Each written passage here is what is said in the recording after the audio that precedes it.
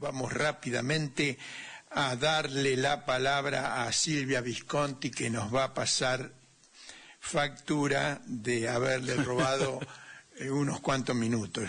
Creo que esta fue la vez que más minutos le hemos sacado. Silvia, ¿estás en comunicación? Sí, buenas tardes, Daniel, buenas tardes a la audiencia de Todos los Fuegos. Bueno, Daniel, quiero comenzar diciéndote que el sábado, cuando estaba preparando la música y ordenaba los recuerdos para el tema que voy a tratar hoy, y me llegó recibí la nota publicada en Instagram que tú me mandabas, y en esa corta intervención de una persona que había sido entrevistada en Instagram, cambió un poco el eje de lo que había pensado inicialmente. Y bueno, porque esa persona anónima, que tiene unos 40 años más o menos, entrevistada allí en la Plaza de Mayo, donde se estaban congregando los seguidores del Indio Solari, que despedirlo, decía concretamente: el indio nos habló al oído, a los pibes de la esquina, nos enseñó que si está todo mal hay que pararse de manos. Y realmente lo vinculé mucho a todas estas cosas que comentan los compañeros recién, ¿verdad? Y entonces pensé, claro, de eso tratan las mágicas letras del indio. Por eso llegan a nuestra intimidad, nos conmueven, nos hicieron sentir parte de. Y en esas emocionadas palabras de quien decía haber sido un pibe de Quilmes, de una esquina cualquiera del barrio, no estaba solamente un recuerdo de un músico, sino lo que ese músico significó para muchos y muchas de distintas generaciones. La mía, la de mi hija, la de mis sobrinos, la de mi nieto mayor, porque las letras de esta banda, de los Redonditos de Ricota en especial, Sí.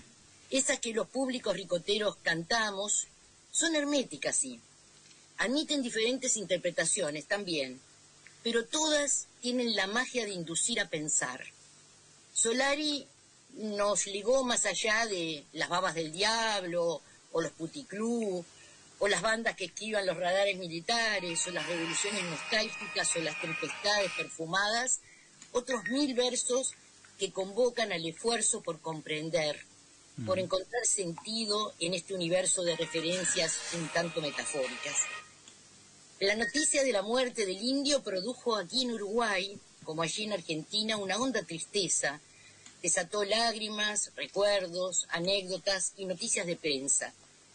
Como siempre sucede ante la muerte de un ídolo, algunos descubren, para no perder audiencia, las maravillas de un personaje que antes detestaban. Otros directamente lo injurian y son todos miserables carroñeros de la muerte. Sí. Pero hay otros, como nosotros, que recordamos sus vidas en las nuestras y nos maravillamos de haber podido cosechar recuerdos que los incluyen y nos incluyen. Y yo voy a contar algo personal. Me recuerdo con 26 años, un enero de 1982, aún dictadura en Argentina, aún no había comenzado la guerra de Malvinas y su tragedia, en un festival en el Bajo Belgrano.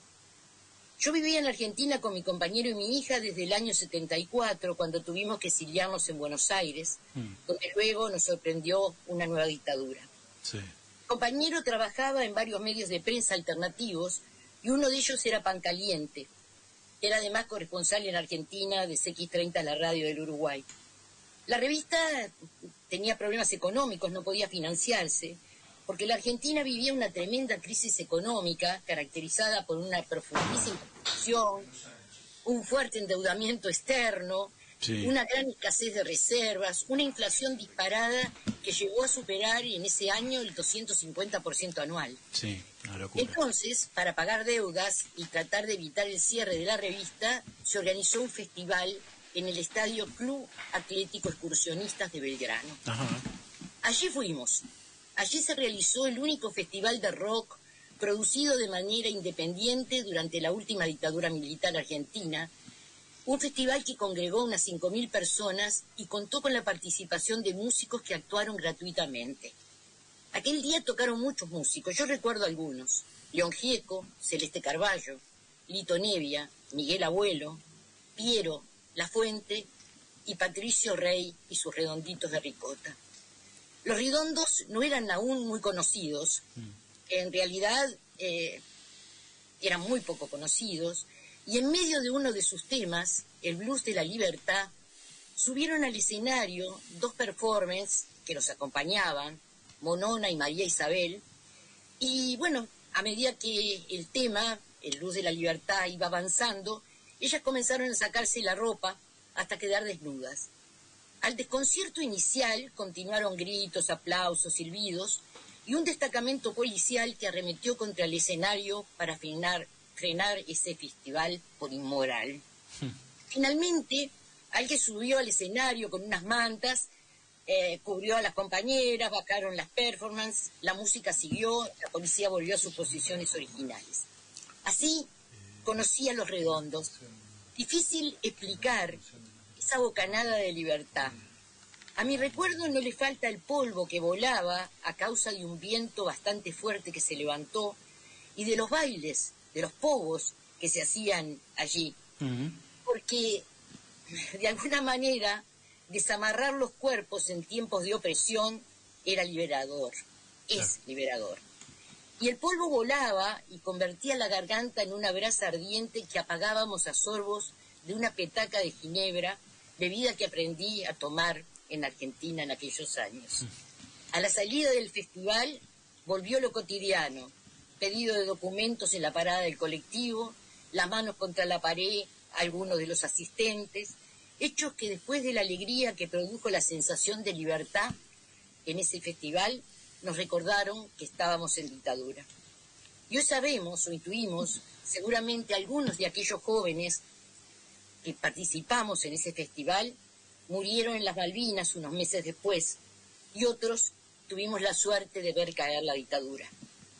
Muchos años después, en el 2001, cuando Los Redondos vinieron a Montevideo para un gran recital, el segundo que hacían aquí, y yo era docente en una de las escuelas técnicas, mis alumnos adolescentes, que si bien me solían considerar rara y moderna, porque tenía el pelo rojo y negro, un corte de pelo asimétrico, mi ropa ajustada y negra, entonces no suponían, a pesar de eso, no suponían que yo escuchara Los Redondos. Y entonces me preguntaron aquellos adolescentes, casi afirmando: profe, usted no conoce Los Redondos, ¿verdad? Y cuando les conté esta anécdota, aunque obviamente con menos detalles, no hablé ni de la ginebra ni de los desnudos, me convertí y pasé a ser la mejor y más copada profesora rara del mundo escolar. El indio unía generaciones. Es que millones de personas de ambas márgenes del Plata crecieron escuchando a esta banda convertida hoy en mito. La muerte del indio no es algo inesperado. Él mismo había advertido en 2016 que tenía Parkinson y en el 2023 confirmó su retiro definitivo de los escenarios y decía en sus entrevistas: estoy como el culo. Pero los pueblos se resisten a aceptar la muerte de sus ídolos, de aquellos con los que se identifican, y capaz que tenemos razón. Somos tribu, pertenencia de este sur dolorido de vencedores vencidos, que escribimos en las paredes, quizás escribimos nunca más, o libertad, o revolución, o socialismo, o juicio y castigo, o violencia es mentir. No sé, quizás escribimos todas esas cosas. Escuchemos entonces a esos vencedores vencidos.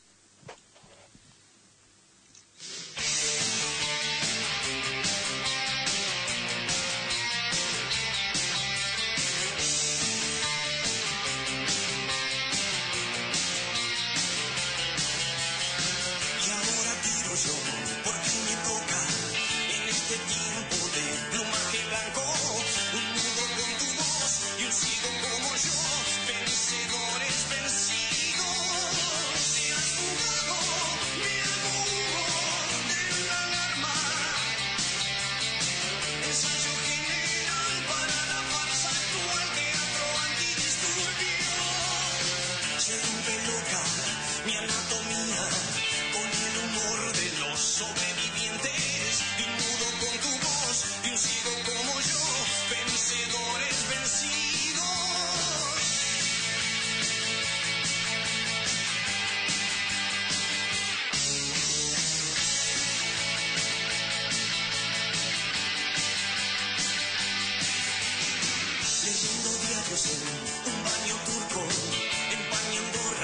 años mascando un hueso. Tu perro, un perro cruel, con la costumbre de no contentarse con los restos.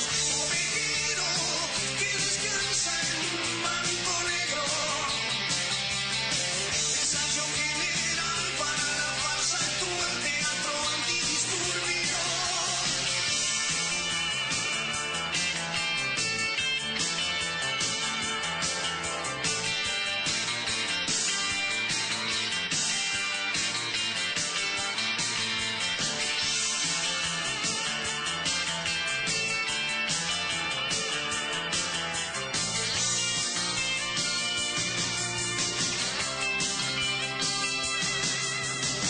En este rollo de bolas de polvo hemos perdido el rastro unos minutos, un par de monos más, unos terrícolas, vencedores vencidos. Buena suerte y más que suerte, sin alarma. Me voy corriendo a ver qué escribe en mi pared la tribu de mi calle. Y ahora tiro yo porque me toca. En este tiempo de plumaje blanco, y mudo con tu voz, y un ciego como yo, vencedores vencidos. Buena suerte y más que suerte, sin alarma. Me voy corriendo a ver qué escribe en mi pared la tribu de tu calle.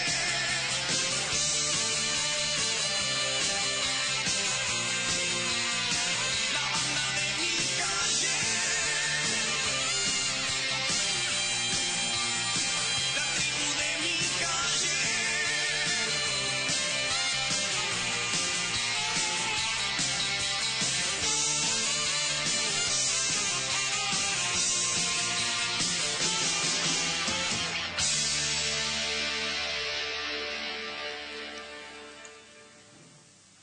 Nació como Carlos Alberto Solari, en Paraná.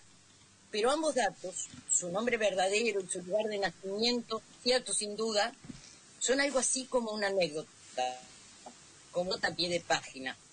Porque la historia profunda, la historia carnal del indio Solari está en La Plata, una ciudad universitaria con una fuerza cultural inmensa, con una cultura que se veía en aquellos tiempos duros como instrumento de transformación. Cuando su familia se trasladó a La Plata, frecuentaba su barrio un señor llamado Guillermo Breer, que era un cantante de chamamé conocido como el Indio Pitaguá.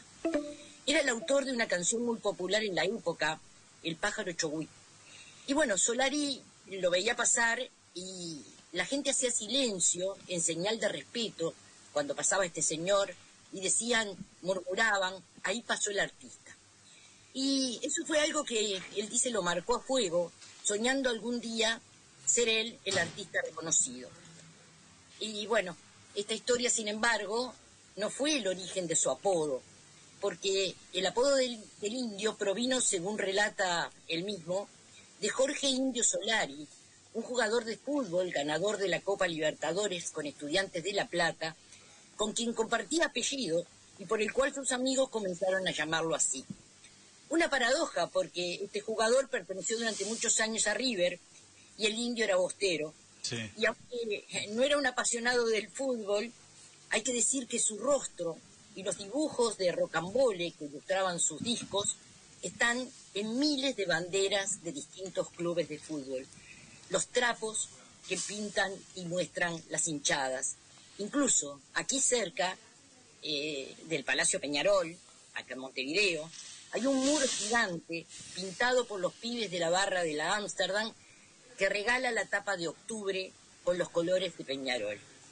Hay otras historias, pero bueno, lo concreto es que aquel apodo que se construyó en el ámbito de la amistad fue adoptado por el músico y con él construyó su icónica imagen pública y rebelde.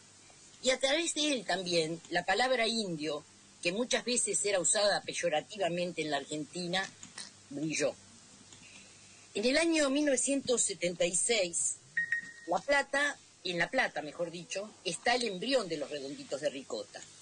Él era un estudiante de Bellas Artes que se vincula a un cineasta, Guillermo Bailizón, y allí conoce al hermano de Guillermo, que se conoce con el nombre de Sky, al mono Cohen, a Carmen Castro, más conocida como la Negra Poli, y otra cantidad de músicos y artistas y performers, que en realidad todos ellos constituirían después los inicios de Los Redondos. Ellos trabajaban, Sky y el Indio, haciendo las bandas sonoras de los filmes que se hacían allí. Sky tocaba la guitarra, el Indio hacía las voces. El pasaje Rodrigo, que era entonces el epicentro de la cultura psicodélica de La Plata, los vio actuar por primera vez en actuaciones que eran de happenings y de rock teatral, podríamos decir. Sí. Una etapa que habría de terminar después de aquel festival del 82 en el que yo participé. La historia de la banda nace marcada por los tiempos de la dictadura. En el 77 realizan su primer concierto en el Teatro Lozano, en la calle 11, entre 45 y 46. Y en esos lozanazos, con un espectáculo de rock teatral que incluía realmente una verdadera troupe de artistas, una varieté, de alguna manera un poco caótica, que incluía una verdadera cantidad de expresiones artísticas y que incluía los bocaditos de ricota reales, sí, para comer, presentados como los redonditos que un colaborador distribuía entre el público.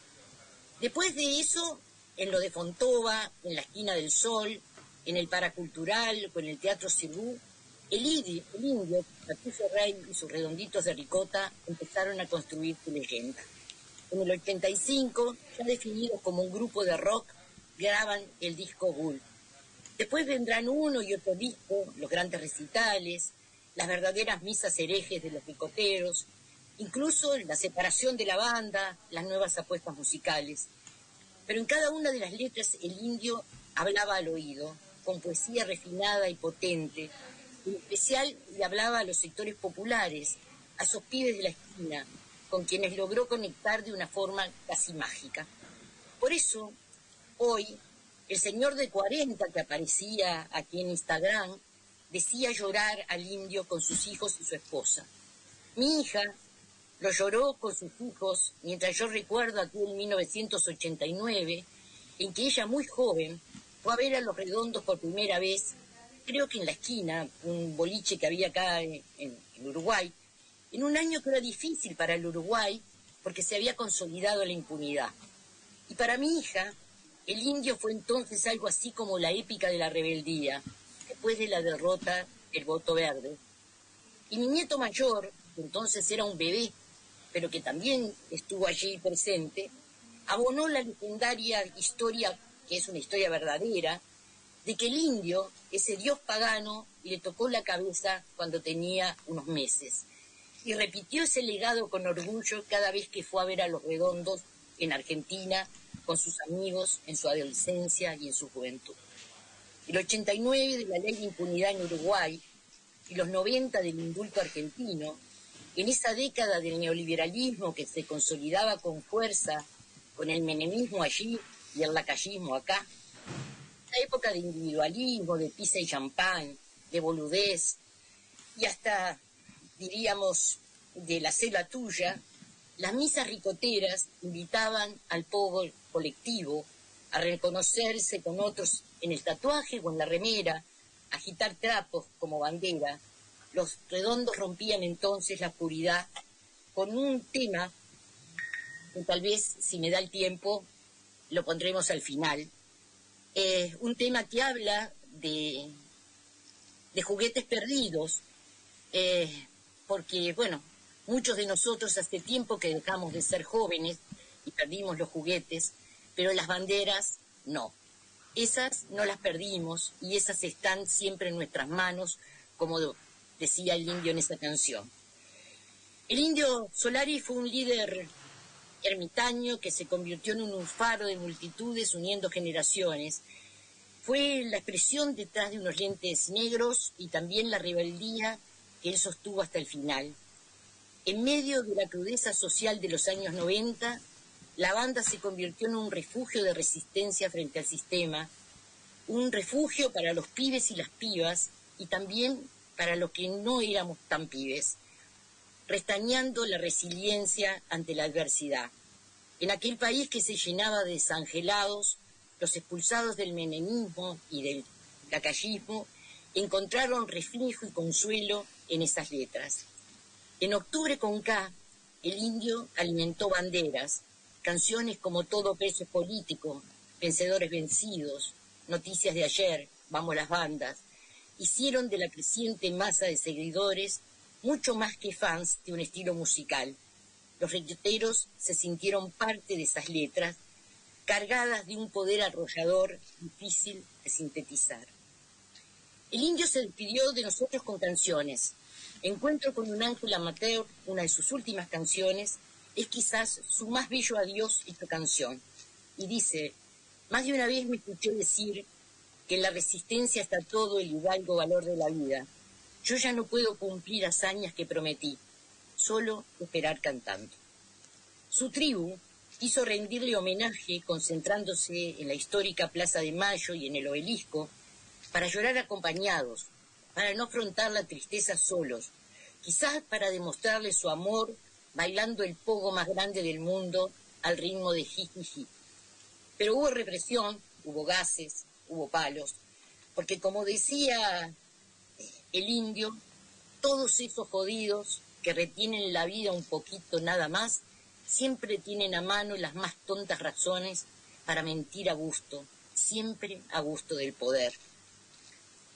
Y bueno, pero en este Río de la Plata, muchos de este y de ese lado lo abrazamos cantando, o portando su tatuaje, o bailando pogo, o ajustando un trapo rojinegro como siempre. Con él decimos hoy, fuimos tan graciosos y también tan valientes que aún nos reímos, porque sabemos que cuando la noche es más oscura, se viene el día en tu corazón. Y porque sabemos también que las despedidas son esos dolores dulces que nos tocan a veces vivir. Y bueno, con esto me despido hasta el lunes que viene. Ahí va. Vamos con el tema. Y que lo corte bien, el que tenga tema coraje. Es ese, Ahí va. Juguetes perdidos.